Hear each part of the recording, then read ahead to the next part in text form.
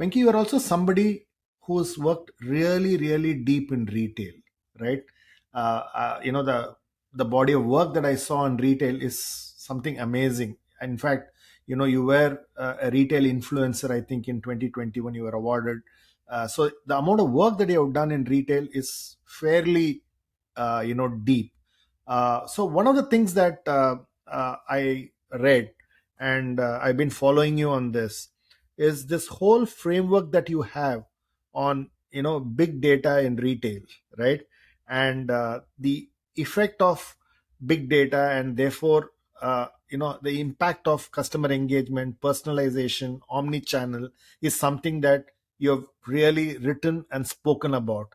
So can you really talk to us about, if I were a retailer, how can omni-channel, personalization, and analytics, in fact, you really talk about hindsight, insight, and foresight, right? So that's a very interesting concept that you speak about. So can you walk me through what's the framework all about? And if I were a retailer, how can I use these big data as a concept, AI, ML, and how can I take advantage of how I should be leveraging all this data? These are excellent bunch of questions.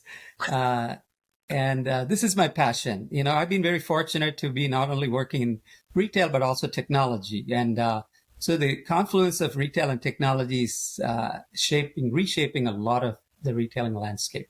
Retailing is 1/4 of the GDP of developed countries and developing countries now. Retailing is a big source of employment for a lot of people in the economy. So it's absolutely vital and fascinating to research retail. And what has been the biggest transformation in the last 25 years, ever since, let's say, the advent of internet in the mid-90s and Amazon. Amazon is a big game changer. They changed the whole retail experience, how people shop forever. And all is data-driven. And basically, the data has only exploded, and it's exploding even further, right, as we speak. Previously, we used to have data on metric data. That's basically point of transaction, point of sale data, at best some proprietary data from retail firms by interacting with the customers through the loyalty programs. But what has happened in the last 10 years or so, or maybe 15 years, there's been an explosion in unstructured data, right? Unstructured data, we are talking about social media conversations, review data. We're talking about not only text data, but we're also talking about images. There's all these social media platforms, Instagram, TikTok, all of these things are producing not only static images, but video images, short form videos, long term video. YouTube is one of the largest social media platforms with reach of 2.5 billion people. All of these that exploded in unstructured data. They have audio data to podcasts like this. So how do retailers now start to harness all these data, right? You've got tons of data floating around and they're just going on real time exploding, right? How do you leverage this, harness this data for you to make better decisions, to understand, who your customers are going to be for the future, how you're going to target these customers, how do you make value propositions for these customers that are meaningful and resonating for them? How do you make sure that you have a business model that actually monetizes the value that you create for the customers? And that's what we talk about accountability marketing, right? So if you're a retailer today, you have to be thinking very differently. Previously, the concept of retailing is in-store retailing, personal experiences, right?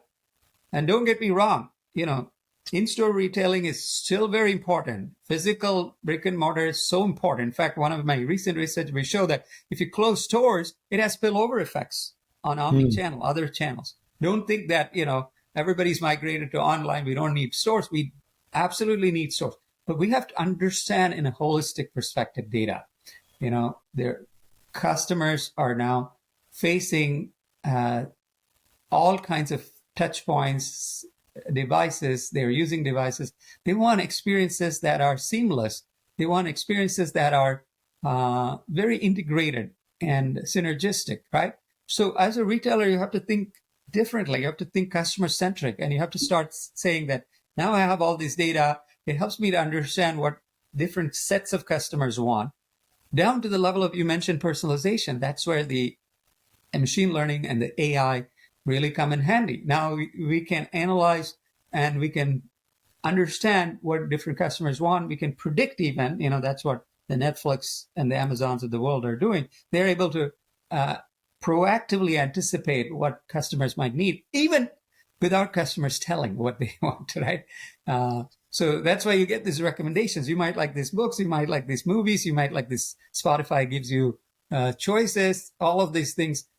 So all of these things are starting to change the dynamics of retailing. Now, I'm not a retailer who's, trying to think of, what my retail concept is, or format is, and expect which customers will walk into my store, and how do I make sure that they have a good experience and they keep coming back to me. That used to be the old way of thinking about retail. Now, I have to be a retailer has to be deeply analytical, very technology savvy, and try to think about understanding retail as a business in which they're trying to get closer to the customer through all kinds of channels, all kinds of touch points, and so on, right?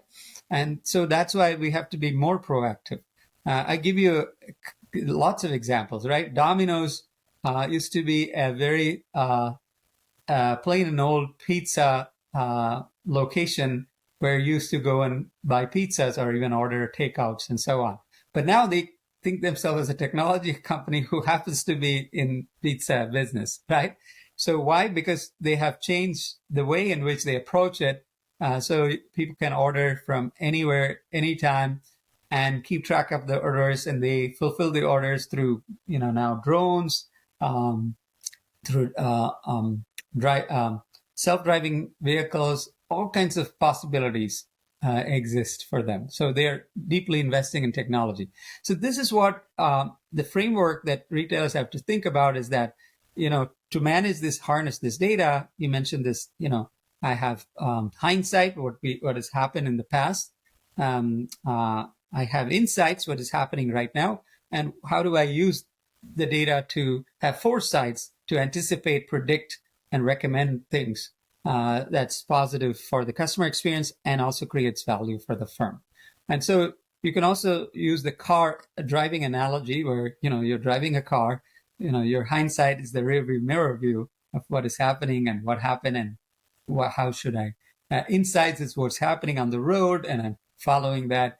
And foresight is where do I want to get to and what are the changes taking place. Now you have all the GPS and you have maps and all those things which tells you precisely what time you're likely to reach. What are the different routes possible now, right?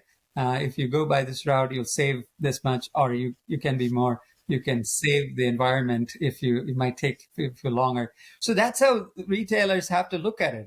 They have a bunch of data from hindsight past. They have data currently that's going on insights real time, and they have to generate using generative AI and similar tools what could be some scenarios for the future, and then they have to act on this future. So that calls for a very holistic thinking, not from a conventional point of view that I have retail stores, people come to the stores, but rather thinking about whether what big a retail footprint I have, how should this be facilitated by the different technology, the different channels, right? Now, how do I translate that retail physical presence into virtual ones with the metaverse that is emerging, right? All of these things add to the experience of the customer. You have to value those experience and you have to monetize that value. So again, I'm coming back to accountability in a roundabout way, but that's exactly the world that is emerging right now.